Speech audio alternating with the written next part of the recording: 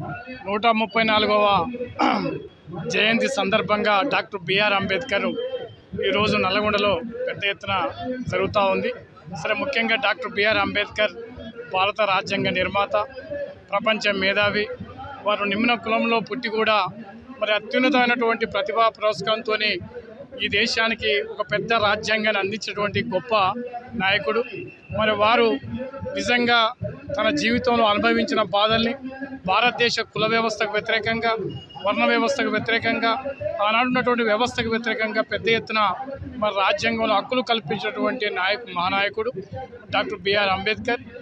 ఇవాళ దేశంలో రాజ్యాంగాన్ని రచించిన సందర్భం కూడా ఆనాడు సమానత్వం, స్వేచ్ఛ కోసం, అనేక హక్కుల కోసం వారు నిరంతరం ఆ రకంగా రూపొందించడం జరిగింది.